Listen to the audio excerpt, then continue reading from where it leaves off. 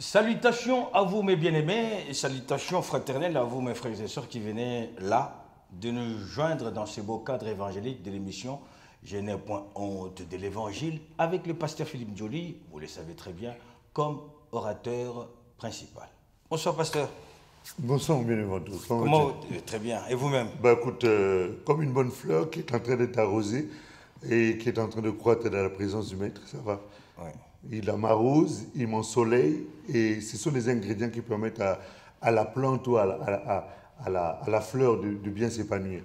Et je m'épanouis en Christ. C'est l'épanouissement de tout le monde. Bah, écoutez, c'est l'épanouissement de tout le monde, c'est tout le souhait que nous pouvons vous souhaiter, vous émettre pour vous, à savoir que vous puissiez être arrosé de la grâce de Dieu et être environné du soleil de la justice pour contribuer à votre épanouissement et à votre croissance. Que Dieu vous bénisse encore ce soir pour votre présence, qui est notre raison d'être, et nous bénissons Dieu encore pour la soif et le désir ardent que vous manifestez pour la parole du Seigneur. En tout cas, je vous souhaite une excellente soirée et je crois que le Seigneur va certainement encore nous faire énormément du bien au travers de son esprit, en passant par sa parole, parce que c'est au travers d'elle que nous recevons la parole du Seigneur, les ressources, la semence et toutes les substances nécessaires pour notre croissance et notre épanouissement et surtout notre équipement pour être utile et efficace sur le champ missionnaire.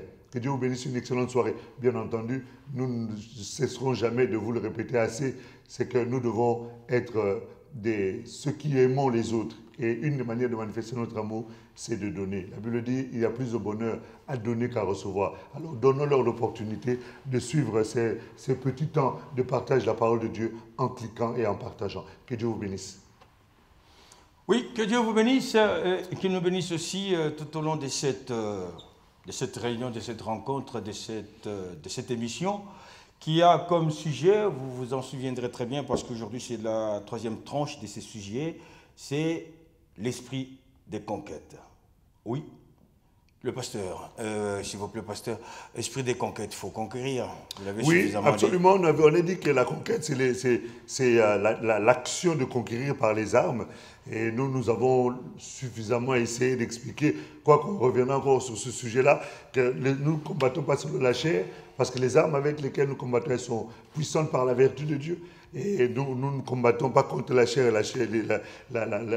le sang, parce que nous sommes revêtus des armes spirituelles qui nous permettent de faire le bon combat. Et vous nous avez dit que, vous avez expliqué comment et pourquoi il faut combattre, parce que nous sommes sujets d'assujettissement, de domination, d'envahissement par l'esprit d'appropriation, l'esprit du mal. Voilà, par les puissances des ténèbres, par les esprits qui cherchent à posséder notre terrain, qui cherchent à nous obséder, qui cherchent à nous oppresser de manière à prendre, à occuper notre territoire. Et ce qui est territoire-là doit être reconquis pour ceux qui, en tout cas, se retrouvent dans cette situation où, effectivement, le diable a pris du terrain sur leur territoire.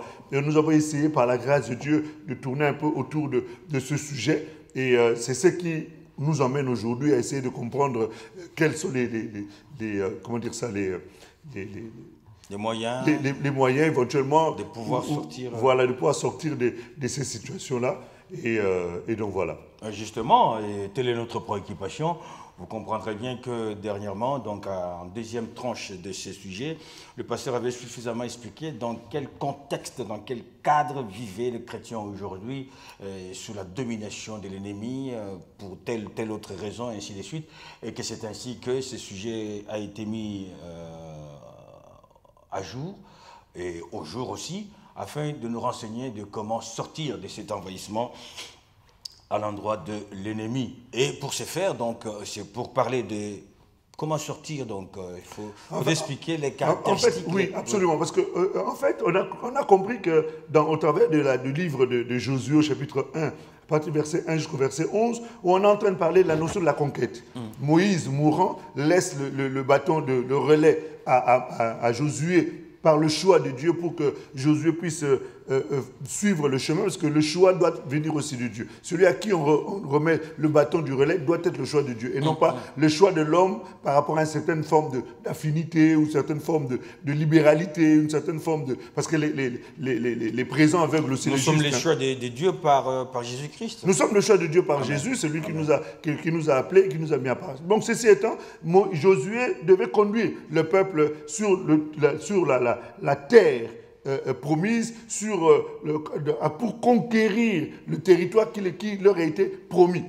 Et donc par conséquent, on a tiré un certain nombre de qualités qu'il y avait dans la vie de cet homme Josué, et parmi lesquelles nous avons dit qu'il était un homme qui était un homme de terrain, et que nous, aujourd'hui, nous ne devons plus laisser le terrain libre, c'est-à-dire faire l'évangélisation, témoigner le nom de Jésus partout où nous pouvons nous retrouver, parce que nous comprenons que ce terrain-là doit aussi être conquis, c'est-à-dire les cœurs doivent être conquis au Seigneur. Force est de constater que dans les métros, dans les bus, aujourd'hui, c'est rare de voir les enfants de Dieu en train de témoigner le nom de Jésus, dans les quartiers, dans les écoles, dans les bus, enfin bref, il est important de reconquérir ce terrain-là pour faire la conquête et faire en sorte que tous ceux qui ne connaissent pas le Seigneur puissent être sauvés. Comme l'apôtre Paul pouvait dire que j'ai été prêché là où Christ n'a jamais été encore annoncé. Donc c'est ce que le Seigneur attend de nous. Et quand je parle d'annoncer Christ, ce n'est pas parler de la religion. Parce que la religion parle, entre guillemets, d'un certain Jésus. Mais nous ne parlons pas de ça, nous parlons de Christ, le Dieu vivant, révélé dans la chair,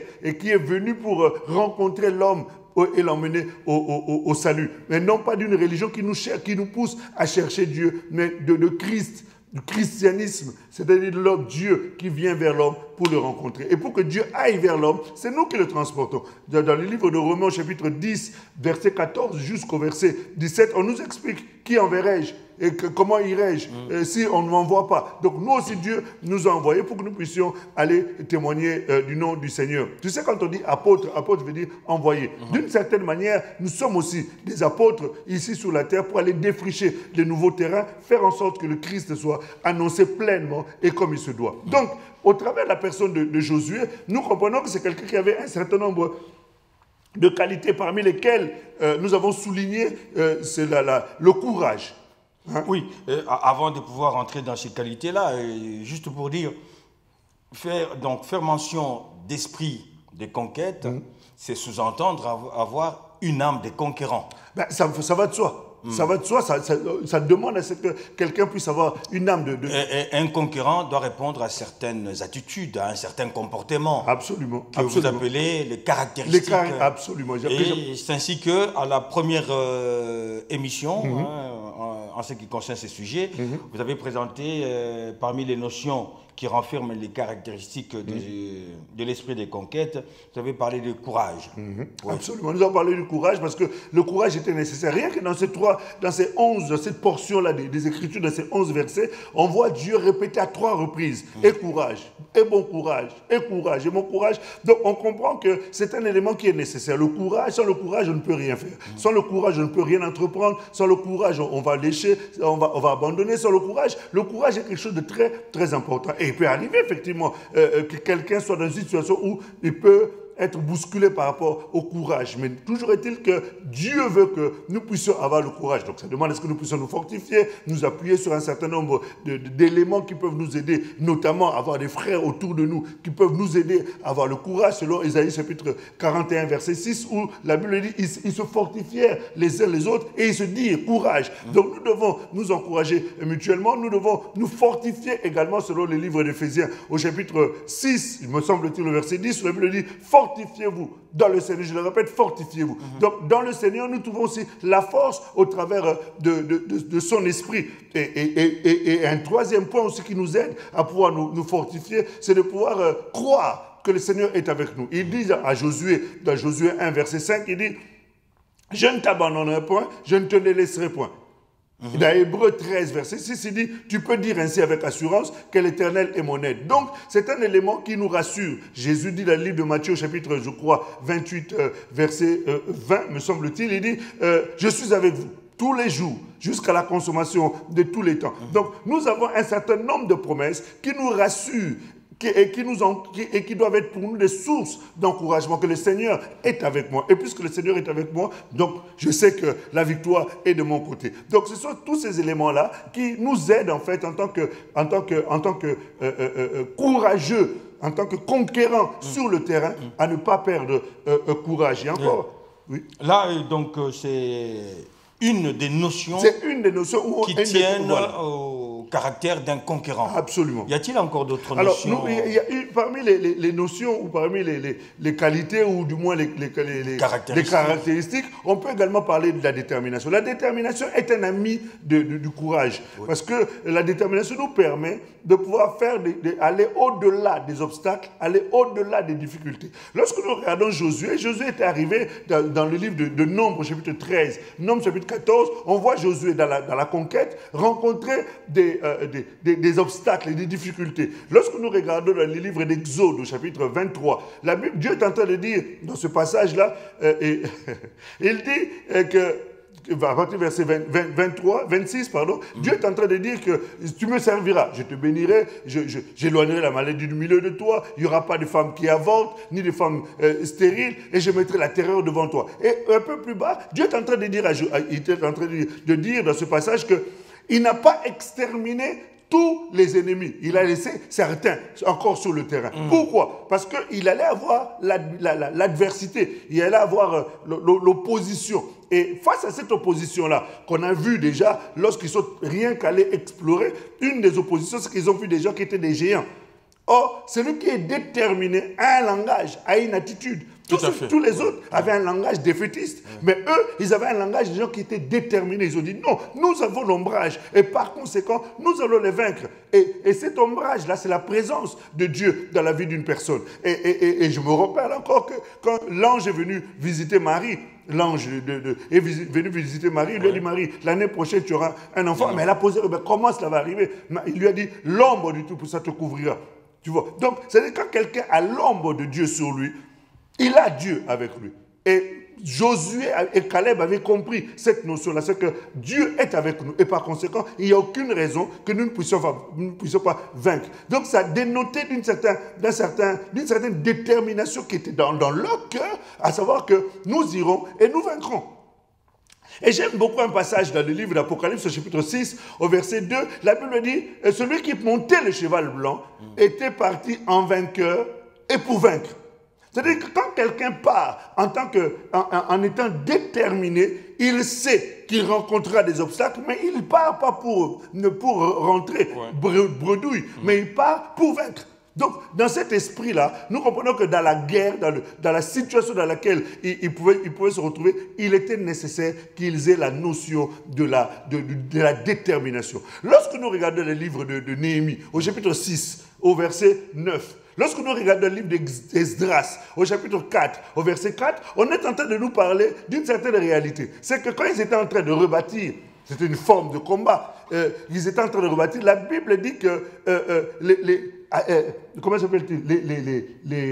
Les Arabes, comment s'appelle Tobija et tous les autres, qu'est-ce qu'ils avaient fait? Ils ont dit, nous allons les intimider afin qu'ils perdent courage et qu'ils arrêtent l'œuvre, l'ouvrage. Oui. Donc, nous comprenons par là que la détermination, justement, permet de faire face à ce type de situation. Lorsque nous lisons Néhémie en entier, on se rend compte, même Esdras, on se rend compte d'un certain nombre de ruses, d'un certain nombre d'oppositions, d'un certain nombre d'obstacles qui se sont levés contre ce peuple. Mais ils ont été animés d'une telle détermination que rien ne les a empêchés de pouvoir faire face à ça. À quoi peut tenir une telle détermination? Une telle détermination est tenue est basée sur les quelques éléments que nous venons de citer. Déjà, de savoir que ce que je fais, ce n'est pas de mon plein gré. Je le fais parce que j'ai reçu un ordre. Et Dieu est derrière sa parole. Ça incite une appréciation des faits. Automatiquement. Dès le moment où tu as reçu un ordre, celui qui t'a envoyé au combat, il est derrière toi. Il est avec toi.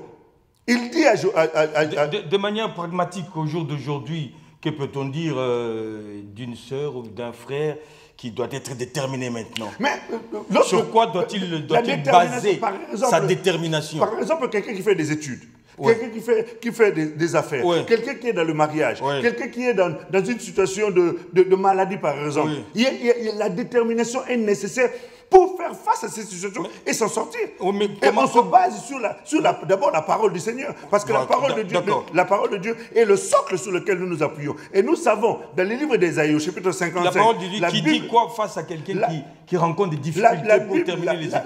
La Bible nous dit que, Ésaïe chapitre 55, à partir du verset 8, la Bible dit que ce qui sort de la bouche de Dieu ne peut pas retourner à lui sans avoir accompli ses effets et réaliser ce pourquoi Dieu les a envoyés. Donc, lorsque nous sommes en train de passer dans une situation de combat, nous devons absolument, ou dans une situation difficile, ou dans une adversité, nous devons nous appuyer sur le Seigneur, savoir que, puisque Dieu est avec moi, la Bible dit que je ferai des exploits. Dieu l'a dit. Et puisqu'il a dit, je sais qu'il veille sur sa parole. Il a dit à Jérémie, et que malgré les difficultés... Jérémie regarde, Jérémie a regardé, il a dit, que vois-tu? Il a dit, je vois une feuille d'amande. Il a dit, tu as bien vu. Parce que moi, je veille sur ma parole pour l'accomplir. Donc ce sont des éléments qui nous permettent d'avoir l'assurance que Dieu est avec moi. Que je vois pas. Que je sente ou que je ne sente pas. Je sais que celui qui a fait la promesse est fidèle. La Bible nous montre que dans le livre de Romains, au chapitre 4, lorsque nous voyons l'histoire d'Abraham, la Bible nous dit, espérant contre toute espérance, il crut. C'est-à-dire qu'il était dans un combat ou dans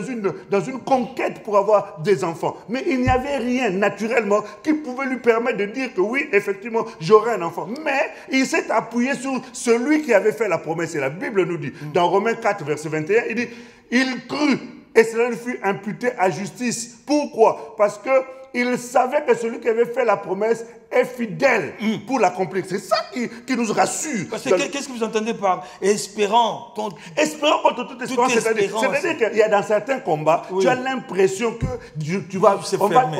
C'est-à-dire qu'il n'y a pas d'issue, il n'y a pas de solution, il n'y a pas d'ouverture, il n'y a pas d'opportunité de victoire. Mais malgré les réalités que tu es en train de voir, tu crois quand même que celui qui a dit, c'est la chose... Vous dites, tu crois quand même. Oui, tu crois quand même. C'est-à-dire au-delà, parce que quelquefois l'homme a besoin de, comment dire ça, d'avoir un appui. Un appui sur une chose visible. Donc il faut s'accrocher. Voilà, s'accrocher à quelque chose qui lui malgré. Qui lui donne l'espoir. Là, Abraham avait elle avait 100 ans. Sa femme était ménopausée 2 fois. Donc ça veut dire qu'il n'y avait rien humainement. Et je me demande même si Abraham avait encore la capacité d'avoir des érections. Excusez-moi d'être peut-être un peu cru. D'être avec sa femme. D'être avec sa femme, voilà. Oui. Par moment, on me reproche d'être un peu cru. Mais en fait, ceci étant dit... mais c'est pour mieux se faire entendre. C'est pour être clair dans mes propos. Tout à fait. Voilà. Donc, il n'y avait rien, humainement parlant, qui pouvait dire à ce monsieur qu'il va avoir une solution. Mais, la Bible dit, il a espéré contre toute espérance, ne considérant pas que son corps était déjà usé. Tu vois? Mais il crut à celui qui avait fait la promesse. Donc c'est pour dire que dans l'adversité, il est nécessaire d'avoir la détermination. Et cette détermination n'est pas basée sur ton intelligence, sur ta capacité à manager, sur tes expériences. Non, c'est basé sur la parole du Seigneur qui est infaillible, incontournable et qui n'échoue jamais. La Bible dit dans les livres d'Hébreux, c'est comme l'encre placée dans notre âme. Pourquoi? Parce que celui qui a fait la promesse a juré par lui-même, parce qu'il n'y avait pas plus grand que lui. Tu vois, que rien, sa parole est immuable. Il reste fidèle même quand l'homme n'est pas fidèle. Donc c'est pour dire que dans la dimension de la conquête, il est important de rajouter cet élément nécessaire, primordial et incontournable de la détermination.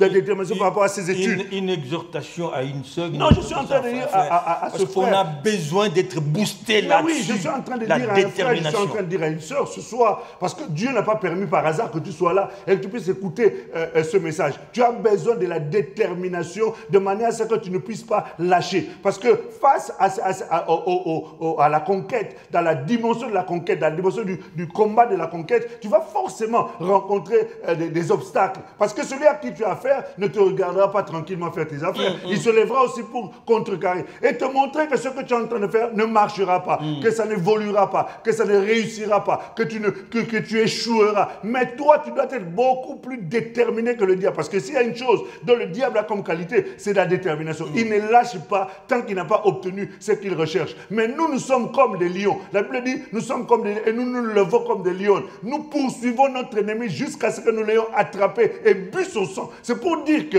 nous sommes beaucoup plus déterminés que le diable. Et c'est ça que tu dois lui montrer, que malgré les obstacles, malgré les difficultés, même si tu as alité, même si les médecins ont dit que c'est fini, toi tu dois continuer malgré cela, à croire que celui qui a fait la promesse est fidèle. Et à faire ce qu'il faut faire. Et à faire ce qu'il faut faire de manière à ce que sa promesse, qui semble tarder, en réalité, elle ne tarde pas parce que Dieu exauce toujours au temps marqué, au temps fidèle. La Bible dit, tu m'as invoqué au temps marqué, j'étais exaucé. C'est ce que j'aime avec le Seigneur. Donc je t'encourage vivement à avoir cette notion-là, ou cette caractéristique-là de la détermination. Et c'est ce qui va te permettre de pouvoir évoluer et de pouvoir avancer et de sortir vainqueur. Là où tout le monde disait, non, c'est pas possible. Écoute, la Bible nous dit qu'on les a jetés dans la fournaise de feu. Normalement, ces gens-là étaient déterminés que dans ce combat, ils en sortiront vainqueurs. Mais humainement parlant, il n'y avait plus rien qui pouvait encore les aider. On a chauffé 7 fois encore plus la fournaise. On les a jetés. Mais même en les jetant, en descendant, ils savaient qu'ils allaient sortir. C'est-à-dire la détermination, quelquefois, nous emmène à une attitude qui peut être prise comme de la folie. C'est-à-dire une attitude qui peut être prise comme une attitude anormale par rapport à la logique humaine. Donc la détermination, c'est quelque chose qui va au-delà de tes sens, au-delà de tes émotions, au-delà de tes expériences, de ton intelligence. Regarde, on l'a pris. La Bible dit qu'on a affamé les lions. On l'a jeté. Mais le gars qui descendait là, auprès des lions, il savait qu'il allait en ressortir vivant. C'est-à-dire que la détermination face au combat, la détermination face à dans la notion de la conquête, et doit t'emmener quelque part à avoir un langage de folie. Un langage dit de folie. Et c'est ça la vraie détermination que le Seigneur attend. Donc face à ta situation-là, ne baisse pas les bras. Crois encore. Sois encore ferme. Sois déterminé que celui qui te combat, c'est lui qui doit être fatigué. Et regarde, la Bible nous dit dans le livre de Josué, au chapitre 1, chapitre 5, au verset 1. Dans le deuxième livre de Samuel, au chapitre 10, verset 12, la Bible nous montre que ta détermination va décourager le diable. Amen. Va décourager ton ennemi. Amen. Va décourager celui qui te combat. Tu sais, à un moment donné, quand tu crois être fort et que tu combats quelqu'un qui semble, entre guillemets, normalement plus faible que toi, mais malgré les coups que tu lui donnes, la personne revient. Regarde dans les combats de boxe. Je ne sais pas si vous avez déjà eu l'opportunité de regarder les combats de boxe. Celui qui semble être fort, il frappe de toutes ses forces. Et il a l'impression qu'en frappant, celui qui est en face est en train de se fatiguer. Mais celui qui est en face ne se fatigue pas. Il continue toujours à rendre aussi. Il continue toujours à rendre. Jusqu'à ce que celui qui se croyait fort finit par se fatiguer. Et celui qui croyait être faible finit par triompher. Et j'aimerais te dire que dans cette affaire-là, on a l'impression que c'est toi le faible. Mais en réalité, c'est toi le fort. Parce que tu en sortiras grandi, vainqueur, fortifié, encouragé, enrichi de l'expérience encore de la main de Dieu dans ta vie. Voilà ce que je voulais te dire ce soir au travers de ce point concernant la détermination. Oui, avoir de la détermination. Mais, pasteur, pouvez-vous nous faire un lien entre, parce que détermination, c'est la deuxième notion majeure des caractéristiques d'un conquérant. Pouvez-vous nous faire un lien entre être déterminé et le courage? Un lien entre être déterminé. En fait, la détermination soutient le courage.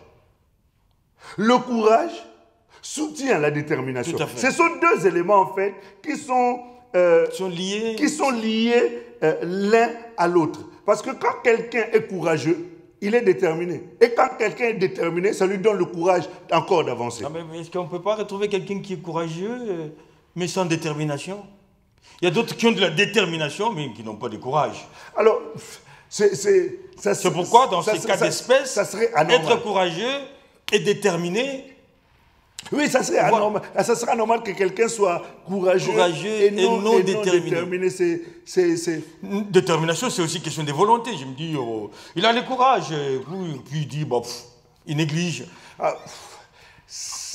Ça veut dire que son courage n'est pas un vrai courage. Parce que là, lorsque les deux sont forcément voilà, c'est pour ça que les deux sont forcément liés. Parce que quand on... Parce que vous avez dit, le courage, c'est se fortifier en soi, c'est se fortifier par l'Esprit de Dieu, c'est fortifier par l'entourage même, vous avez dit, et tout ça. Absolument. Et cela donne de la détermination pour aller, ça permet pour prendre l'engagement. Absolument, ça donne la détermination pour aller de l'avant. Lorsqu'on regarde dans la Bible de ceux qui sont considérés comme des héros de la foi, on regarde le livre d'Hébreux au chapitre 11, on voit des femmes qui ont retrouvé leur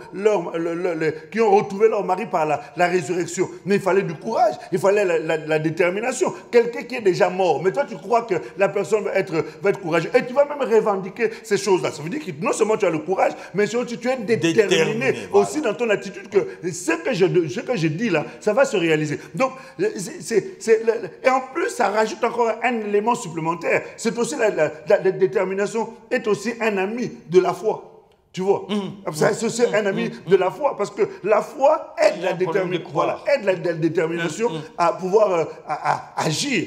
Et la foi permet à la détermination d'obtenir les choses auxquelles elle espère. Tu vois, voilà. D'accord. Donc là, ce sont les deux caractéristiques, je crois que ce sont les deux caractéristiques majeures liées à cet esprit de conquête. Donc, absolument. Non, mais il y a également la notion de combattant. Ah oui, parce qu'on ne peut pas conquérir sans engagement. Oui, on ne peut pas conquérir sans être un combattant. Ça va de soi, comme vous avez l'habitude de le dire. Tu sais, quelquefois, il y a des expressions comme ça qui nous reviennent assez régulièrement. Ça m'arrive comme ça pendant un moment où je répète tout le temps ces expressions. Oui. Donc, vous avez dit avoir de la combativité, c'est voilà, ça? avoir de la combativité. Alors, être combattant, combatif. Voilà, être un combattant. Alors, bien entendu, on est en train de parler, quand on parle de combattant, on entend par là le combat. Dans le livre de Deutéronome, chapitre 2, 24, nous avions lu ça la dernière fois, on avait dit que nous devons nous lever, aller conquérir et faire la guerre. Faites-leur la guerre. Donc quand on est en train de parler de faire la guerre, on est en train de parler de la notion du combat. Et dans la notion du combat, on entend celui qui va combattre, un conquérant ou un combattant. Alors, il faut savoir que dans la notion du combat, nous avons un Dieu qui est appelé, selon Ésaïe chapitre 6, verset 3, il est appelé l'Éternel des armées. Oui.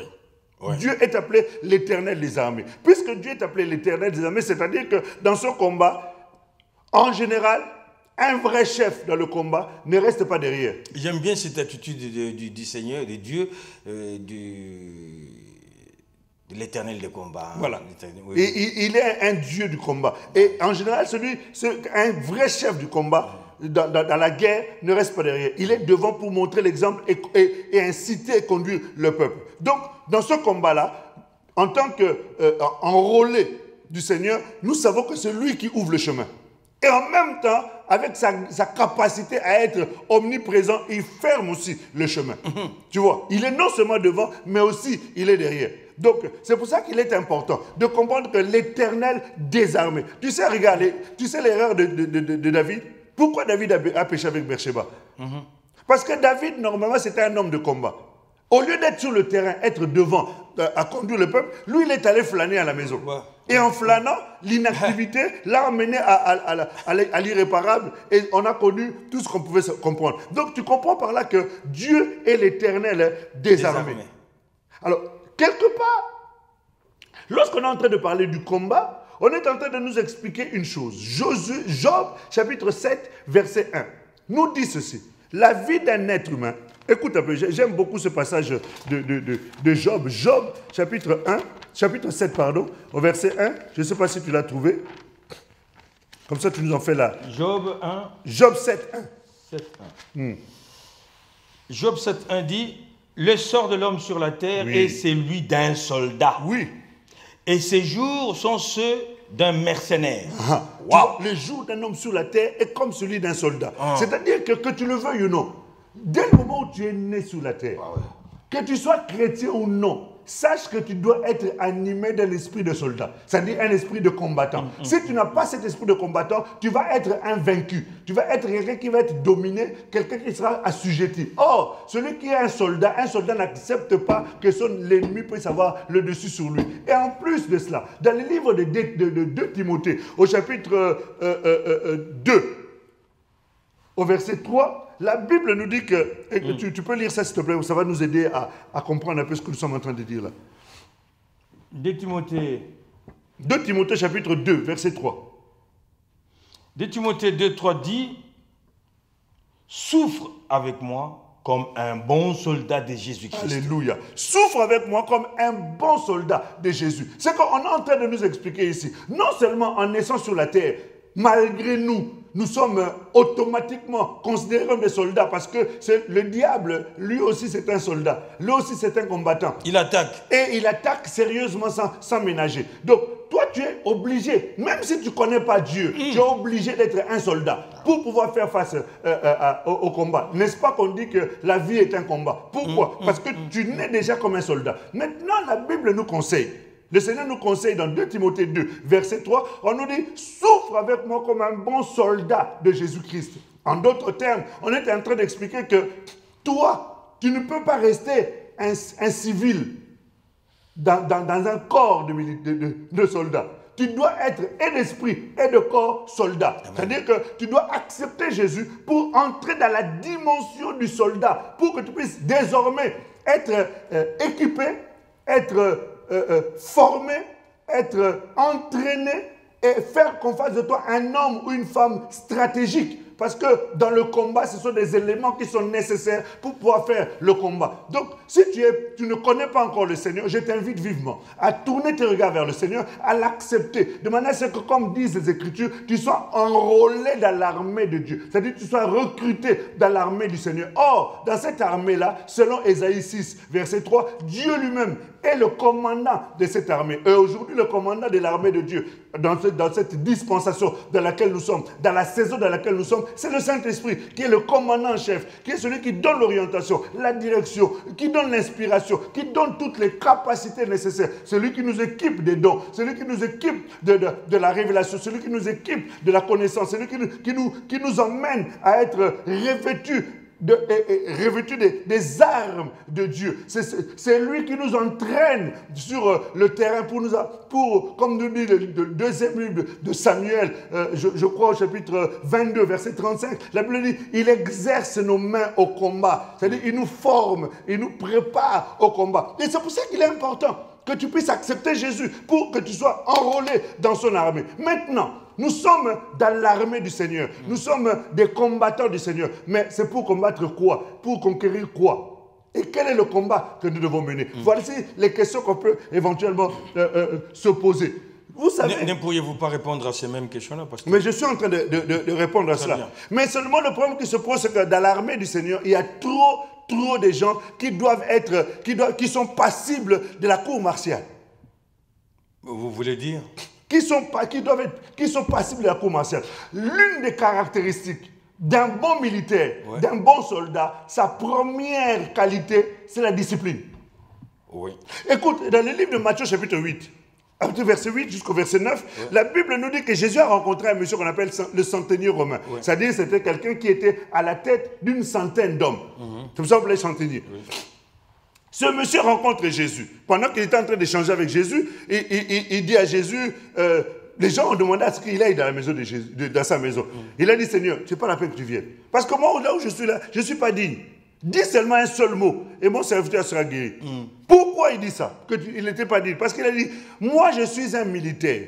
Je suis soumis aux autorités. Quand on me dit, va, je vais.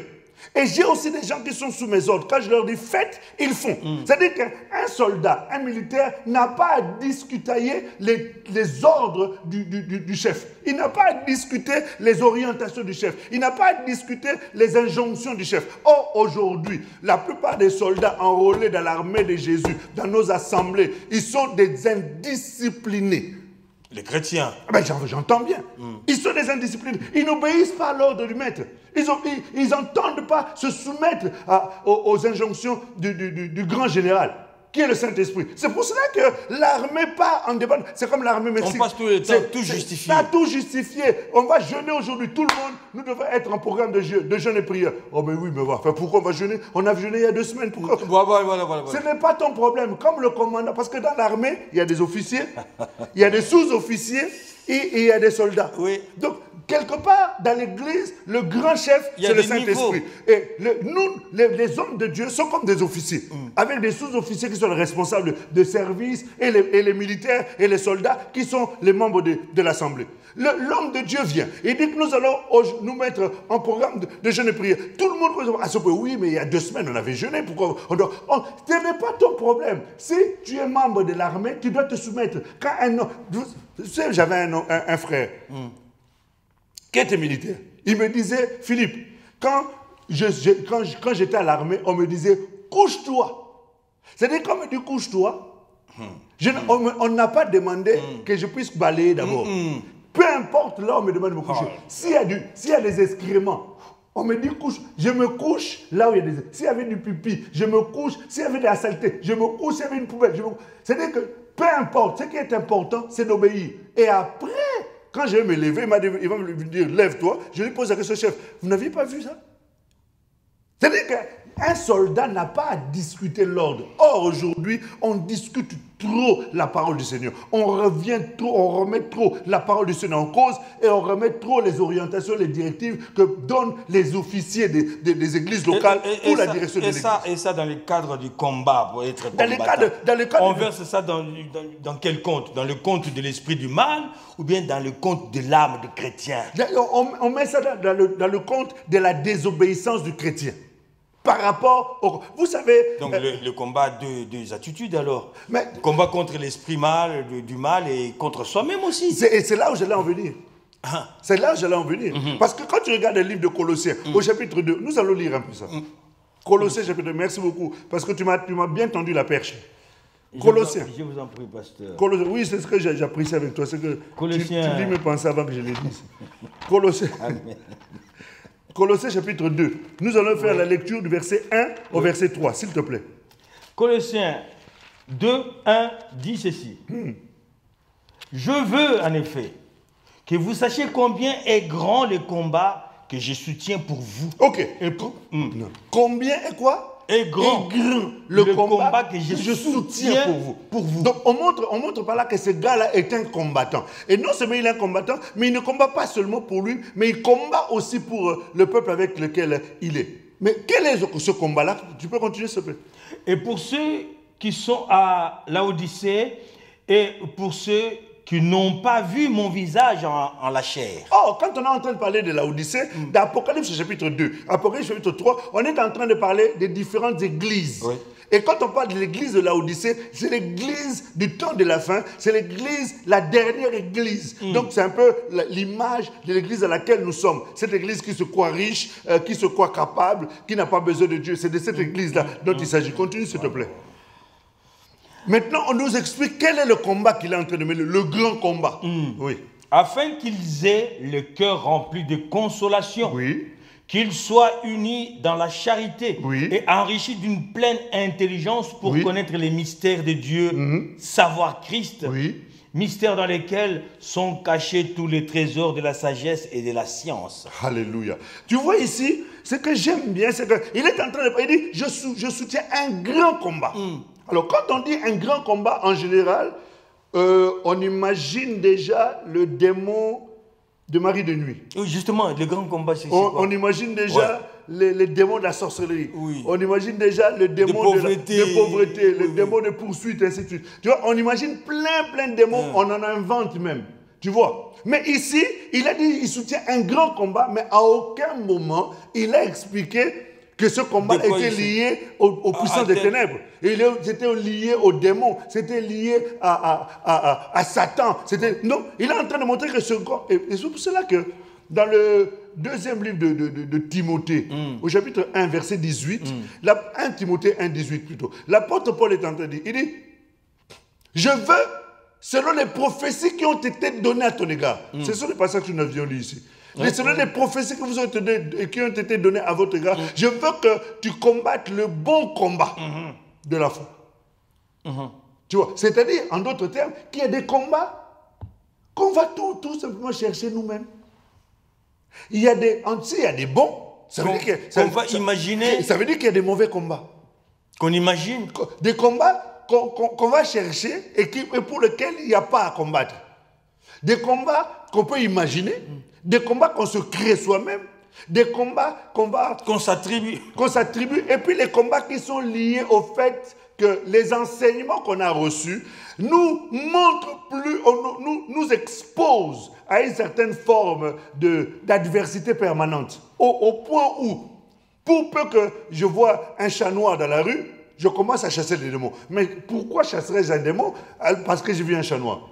Je vois comment on appelle ça? Un chat noir. Un chat noir qui traverse devant. Voilà, je passe sous l'escalier. La superstition veut que je puisse commencer à dire au nom de Jésus. Mais ce sont des faux combats. Le vendredi 13, je commence à lier tous les démons. Ce sont des faux combats. C'est-à-dire, on nous a tellement enseigné que les démons sont partout, à telle enseigne que les chrétiens finalement ne vivent plus la vraie foi, ne vivent plus la réalité de la vie chrétienne, à telle enseigne que les gens voient les démons partout. Tu vois, regarde, je discutais avec une sœur, elle me dit, oui, pasteur, je suis venu qu'on puisse prier parce que je voulais envoyer de l'argent à ma tante, mais cette tante-là, elle est sorcière. Donc, je veux qu'on prie pour cet argent-là. Et d'ailleurs, je suis même en train d'hésiter, de savoir est-ce que je dois l'envoyer quand même ou pas. Parce que ce sont des faux combats. Ce sont les faux combats. Tu sais, frère, quand on commence à comprendre la présence de Jésus, quand on commence à comprendre la présence des anges, je ne dis pas qu'il n'y a pas de combat. Attention, on est en train d'évoluer dans ce partage-là. Parce que mon désir, mon souci, c'est d'amener les gens à comprendre qu'est-ce que Dieu entend par la notion du combat. Et l'apôtre Paul est en train de parler du combat. Il dit combat, le bon combat de la foi. Oui. Pasteur, parce que le temps tirant vers sa fin, moi je vous proposerai alors, parce qu'il était convenu évidemment en aparté que nous devrions terminer ce sujet sur l'esprit des conquêtes en 3 tranches. Mais là, quand vous faites allusion à un développement de cet aspect des combats, ça nous incite à pouvoir entrer dans la 4e tranche, avec votre permission. Non, mais je pense que c'est nécessaire. L'objectif pour nous, c'est que le peuple de Dieu soit instruit, reçoive la matière qui leur est nécessaire pour pouvoir évoluer positivement et s'épanouir en Christ. Beaucoup de chrétiens ne s'épanouissent plus. Tu sais, Job, ce passage me fait du bien, mais en même temps, ça me fait mal, parce que je vois la réalité de ce passage. Job 3, 25 à 26. La Bible dit... ce que je crains, c'est ce qui m'arrive. Ce que je redoute, c'est ce qui m'atteint. Et la suite, c'est que je n'ai ni paix, ni repos, et le trouble s'est emparé de moi. Et je vois trop de chrétiens qui n'ont plus la paix, qui n'ont plus le repos. Jésus dit, je vous laisse ma paix et je vous donne ma paix. Venez à moi, vous tous qui êtes fatigués, je vous donnerai le repos. C'est-à-dire que nous devons être dans le repos de Dieu. Dans les livres d'Hébreux, au chapitre 4, la Bible nous dit que nous sommes entrés dans le repos de Dieu. C'est-à-dire que nous devons expérimenter. Il y a beaucoup de gens, à cause des faux enseignements, ils voient les démons partout, ils craignent ceci, ils craignent cela. Donc ils ne vivent plus en paix. Nous allons revenir là-dessus, pasteur, pour que vous puissiez bien... approfondir cet aspect de la notion de combattant en ce qui concerne les caractéristiques de l'esprit des conquêtes. Alors, à cette tranche, que pouvez-vous dire Mais que pouvons-nous dire si conclusion? Si ce n'est de comprendre que, j'avais exhorté tout à l'heure, sois ferme.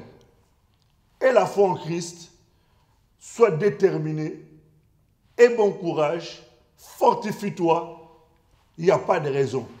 Ceux qui aujourd'hui sont grands ont commencé comme toi. Ne néglige pas tes faibles commencements, ne néglige pas tes temps de combat. Aie foi au Seigneur, il n'y a pas de raison que les portes ne s'ouvrent pas pour toi. Il n'y a pas de raison que tu ne sois pas vainqueur. Il n'y a pas de raison que tu ne sortes pas. Tu admires ces gens-là aujourd'hui parce que tu as vu là où ils sont arrivés. Toi aussi, tu es en train de passer par les mêmes cheminements. au travers des combats, au travers de ces réalités de la conquête. Et ces choses-là contribueront à te préparer à ces grandes victoires, à ces grandes conquêtes qui feront demain la gloire de Dieu et quelque part aussi ta renommée. Que Dieu te bénisse richement, que Dieu te garde et nous voulons juste rendre grâce au Seigneur. Dieu notre Père, le Père de mon Seigneur Jésus, nous voulons te témoigner notre gratitude, notre reconnaissance. Il est vrai, Seigneur Dieu de gloire, que dans ces temps de conquête, dans cette saison de la conquête, dans cette ouverture, Seigneur Dieu de gloire, de la conquête, nous voulons être animés d'un esprit, Seigneur, de courage, de bon courage. Nous voulons être fortifiés dans notre homme intérieur. Quand bien même, Seigneur Dieu de gloire, comme pouvait dire Paul, que notre homme extérieur s'est détruit, que notre homme intérieur soit renouvelé, soit fortifié, soit restauré, de telle sorte, éternel Dieu de gloire, les forces spirituelles, la puissance spirituelle en nous, fasse en sorte, Seigneur Dieu de gloire, que ta gloire soit révélée, éternel Dieu de gloire, Père Saint.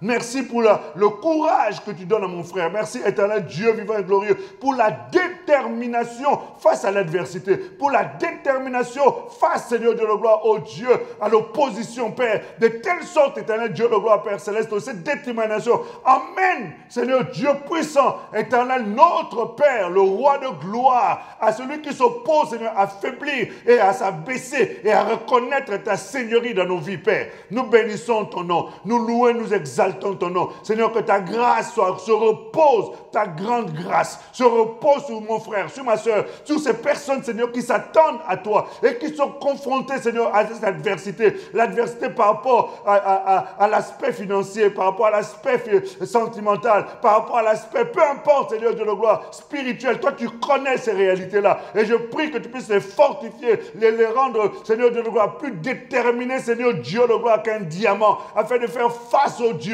à ces choses. Nous te célébrons, nous te magnifions, Père. Donne-nous encore, Seigneur de gloire, de nous retrouver dans les prochains jours pour comprendre le combat que nous devons mener. Au qu'à travers de ce combat, Seigneur Dieu de gloire, nous puissions vivre en paix, dans la tranquillité, Seigneur, malgré les tumultes qui peuvent se lever. Seigneur Dieu de gloire, nous puissions manifester ta grâce, manifester ta paix et ton assurance. Louange, gloire, grandeur, splendeur à toi, l'unique, véritable Dieu. Celui qui nous a ouvert les yeux de comprendre que nous sommes dans le véritable, ton Fils Jésus, qui est le Dieu véritable et la vie éternelle. Nous bénissons ton nom, Seigneur, pour tous ceux qui étaient enrôlés dans l'armée, Seigneur Dieu de gloire, d'une manière naturelle, selon Job 7.1, Seigneur Dieu de gloire, mais qui ont compris que dans en tant que soldat, il manque les armes, il manque l'équipement, il manque, Seigneur, l'entraînement, il manque, Seigneur Dieu, puisse les stratégies pour faire face au combat. Et donne-leur de te rencontrer, toi le grand stratège, toi celui qui nous équipe au travers de ton esprit, Père, afin qu'ils deviennent tes soldats, Jésus, qui soient enrôlés dans ton armée et qui deviennent, Seigneur Dieu de gloire, des soldats d'élite dans ton armée. Nous magnifions, nous élevons, nous adorons ton nom au nom de Jésus, le Fils du Dieu vivant. Merci, Seigneur. Amen. Amen. Merci à vous. Ce document a été réalisé de main de maître par Bart Ngoyi Luboya, supervisé techniquement par l'ingénieur Lomatoufer, l'ingénieur Steve Malungwene, tout cela sous la direction de l'équipe MDPPN, qui veut simplement dire ministère du pasteur Philippe Joly. Bien de bonnes choses chez vous et merci. À lundi prochain. Au revoir. Au revoir et partageons. Ouais. Excellente soirée dans sa grâce. Merci, pasteur. Merci.